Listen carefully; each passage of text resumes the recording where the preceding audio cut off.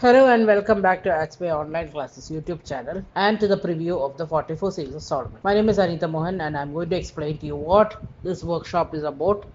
When I was planning this workshop, many asked me what are seals. So I realized that many people don't know what are seals. Seals are signatures, okay? And they are made of some divine names, some powerful names, some numbers, some geometrical calculations.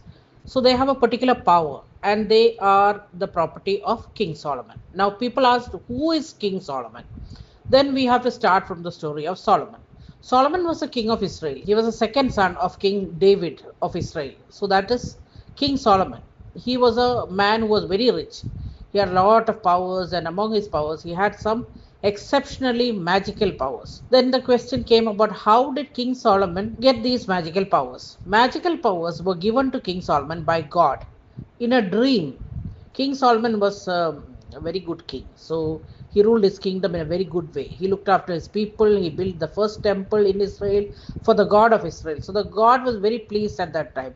And he appeared before Solomon in a dream and asked Solomon, what do you want from me? Then Solomon immediately said without thinking, I want great wisdom to rule my people in a better way. The God was so pleased that Solomon did not ask anything for himself. He could have asked for an immortal life, like, a life where he will never die, or he could have asked to kill all his enemies. But he did not ask anything like that. Instead, he asked only one thing, and that is the wisdom. And for what wisdom? To rule his people in a better way. So God was so pleased that he gave Solomon a lot of riches, all the wealth he gave him, and a special power. So that is the whole story about what is the special power he gave Solomon. It's a gateway, an entrance to another world which is above the upper world. It is a glorious realm where angels, demons, spirits, animals, birds, reptiles all live together. And he gave Solomon the permission to go there and to rule over them. So Solomon could go there whenever Solomon wanted. So Solomon could go there whenever he wanted. And the inhabitants of that world, they looked upon Solomon like God and they obeyed him. Solomon could make them do anything he wanted. And they were like, at his beck and call. They were very happy to do anything Solomon wanted. And after this, Solomon's name became more and more powerful because the demons used to go and collect gems and precious things for Solomon from places that were hidden to the rest of the world. They would collect all kinds of things, all kinds of riches for Solomon and bring to Solomon. And another thing was, in Israel there was no water at that time, and Solomon had a lot of plants and exotic trees and which needed water. The spirits and the demons used to bring him water because that was what Solomon wanted. So he was like that all the time. He was, happy with whatever the spirits and demons could bring in because he would make them obey him. Now the reptiles, the birds, and the animals that lived there, they just walked into Solomon's palace kitchen and asking to be cooked as food for Solomon. So as they were so happy to give him anything, and all this was done with the powerful seal Solomon had. It was a ring on which there was something engraved on the ring, and that is the power ring of Solomon. Solomon had the power over all the demons, all the creatures, everything in the upper world. Now these seals, these emblems, they are 44. For each purpose there is a seal and there is an emblem, so that what Solomon used to command these demons, spirits, etc., angels and all that, they only they understood that symbol. That is why when Solomon commanded, they listened.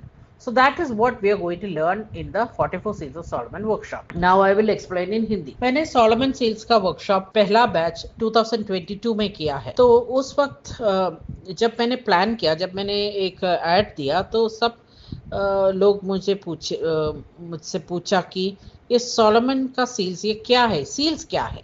तो seals क्या है? Actually seals signatures होती है. Okay, सारे angels, demon, spirit, सबको एक signature है. वो सिग्नेचर उसका ट्रेडमार्क है. जैसे कि हमारे लोगो, ऐसे उनका एक सिग्नेचर है, सबके पास है. तो वो सारे सोलोमन के पास थे. तब सोलोमन कौन है, ये क्वेश्चन आ गया. तो सोलोमन इसराइल का एक राजा था, डेविड. राजा डेविड का बेटा था सोलोमन, और बाद में सोलोमन राजा बन गया. तो सोलोमन बहुत अच्छे थे. वो बहुत ईश्वर को बहुत मानते थे, और वो उसने इसराइल में पहला टेम्पल, मंदिर बनाया उनका गॉड के लिए। तो गॉड उस वक्त बहुत खुश हो गए और गॉड सॉलोमन के पास आ गया एक सपने में और पूछा कि सॉलोमन तुम्हें क्या चाहिए। सॉलोमन ने कहा कि मुझे विज्ञान चाहिए। क्यों विज्ञान चाहिए? मेरे सब्जेक्ट्स को, उनका जो भी उनका देश में है, लोगों को अच्छी तरह से देखभाल करने के लिए मुझे विज्ञान चाहिए। यही सॉलोमन का मांग था। तो भगवान, जो सॉलोमन का भगवान था उस वक्त, बहुत खुश हो गया। तो उसने भगवान ने एक्चुअली सरप्राइज हो गया कि सॉलोमन ने अपने लिए कुछ भी नहीं पूछा। वो उसने मोर्टेलिटी, मतलब क्या कहे वो हिंदी में, मतलब कभी नहीं मरना का, वो एक टाइप का लाइफ है ना, अमर होने का नहीं पूछा। और इतने सारे पैसा नहीं पूछा, अपने दुश्मनों को मारने के लिए नहीं कहा, कुछ और कुछ भी नहीं कहा। बस ये पूछा कि मुझे विज्ञान दो, क्योंकि मुझे वो विज्ञान से मेरी लोगों को मैं अच्छी तरह देखभाल करें। तो ये था उनका मांग। तो भगवान उस वक्त बहुत खुश हो गया और भगवान ने सब कुछ दिया सोलोमन को, और इसके अलावा सारे सम्मान, पैसा, ज्वेलरी, वेल्थ सब कुछ दिया। और इसके अलावा एक अनोखा गिफ्ट भी दिया। वो अनोखा गिफ्ट ये है कि सोलोमन को परमिशन मिल गया कि सोलोमन अपर वर्ल्ड के बीच में, अपर वर्ल्ड और लोअर वर्ल्ड के बीच में एक जगह है, एक रेल्म है, जहाँ ये angels, spirits, demons, reptiles, animals, ये सब रहते हैं। ठीक है। तो उधर जाने का, उधर कोई भी नहीं जा सकते, तो उधर जाने का एक परमिशन दिया है, एक गेट की दिया है सोलोमन को। तो सोलोमन जब भी चाहे सोलोमन जा सकते थे उधर, और सोलोमन आते जाते थे उधर। और वहाँ का निवासी जो लोग हैं, वो डीमंस और एंजल्स, बाकी जो भी उधर है, वो लोग सोलोमन को ईश्वर की तरफ मानते थे। और वो सोलोमन जो भी कहते हैं, वो जो भी पूछते हैं, वो लोग मानते थे।